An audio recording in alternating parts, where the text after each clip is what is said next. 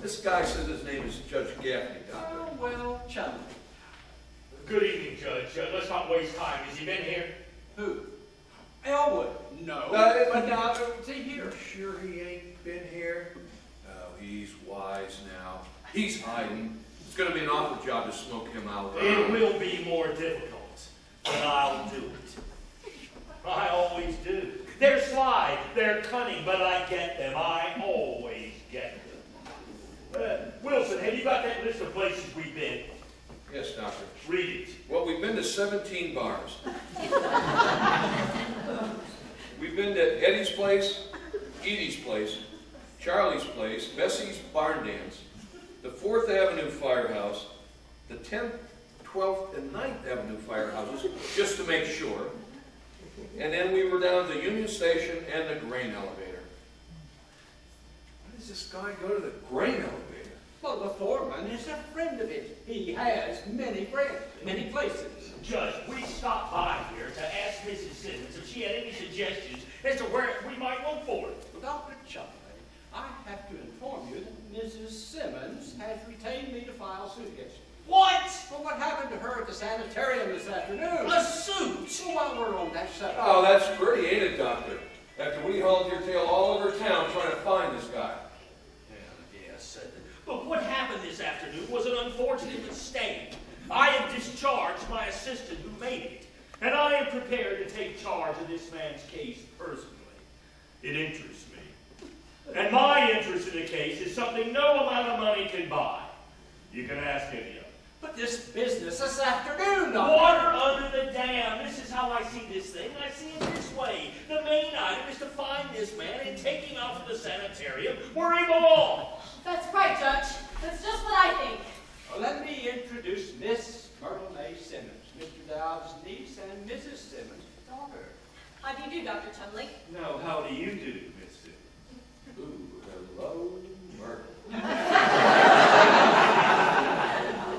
Now then, let me talk to Mrs. Simmons. Mother won't come down, Doctor. I know she won't. You tried to get Mother to talk to him, Judge.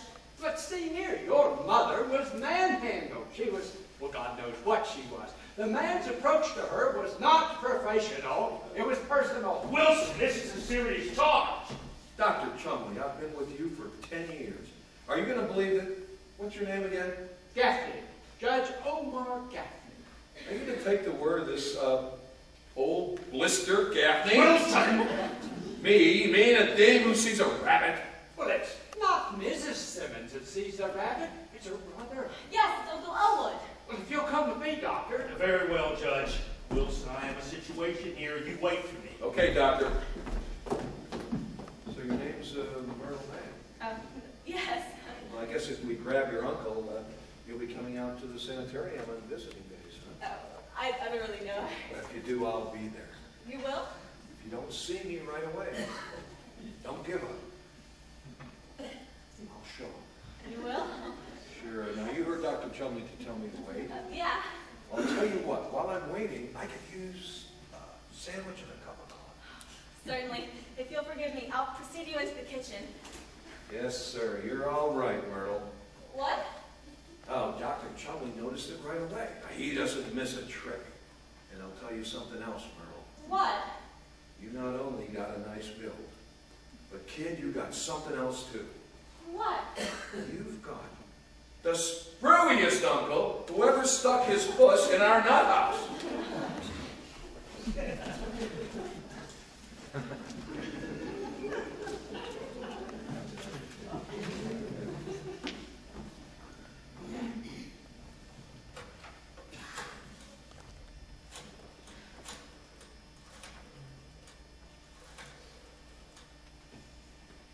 Hello, Chumley's Rest. Is Dr. Chumley there? Oh, it's Mrs. Chumley. Now, this is Elwood P. Dowd speaking. How are you tonight? Tell me, Mrs. Chumley, were you able to locate Harvey? Well, don't worry about it. I'll find him. I'm sorry I missed you at the McClure cocktail party. The people were all charming, and I was able to leave quite a few of my cards. I waited until you phoned and said you couldn't come because a patient had escaped. Where am I? Well, I'm here, but I'm leaving right away. I must find Harvey. Well, good night, Mrs. Chumley. My regards to you and anybody else you happen to run into. Goodbye.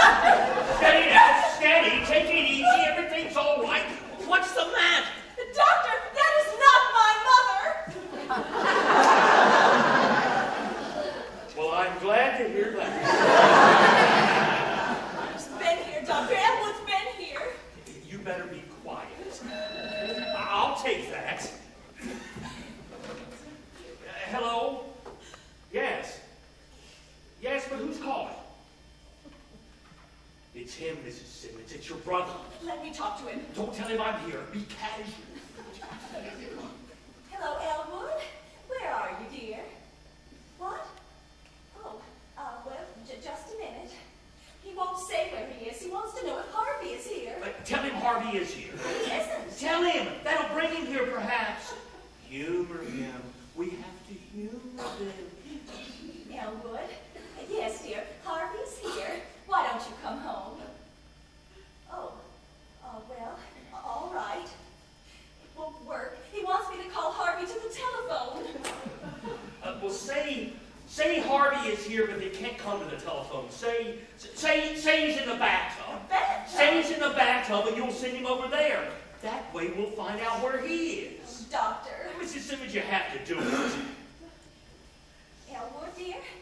Yes, Harvey is here, but he can't come to the telephone. He's in the bathtub. I'll send him over as soon as he's dry.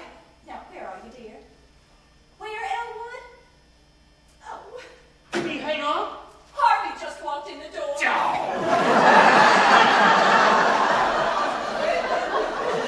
He told me to look in the bathtub. It must be a stranger. I know where he is. He's in Charlie's place. That's a bar over at 12th and Main. 12th and Main? Well, that's just 2 blocks down and 1 block over. Well, Doctor, where are you going? I'm going over there to get your brother and take him out to the sanitarium where he belongs. Oh, no, Dr. Chumley, don't do that. Send one of your attendants. I'm warning you. But Mrs. Simmons, if I am to help your brother. He cannot be helped. There is no help for him. He must be picked up and locked up and left. You consider your brother a dangerous man? Dangerous? Why? I won't tell you why, but if I didn't, why would I be asking for a permanent commitment for him? Then I must observe this man. I must see the look on his face and expression as he talks to this rabbit. He does talk to the rabbit, you say. Oh, they tell each other everything.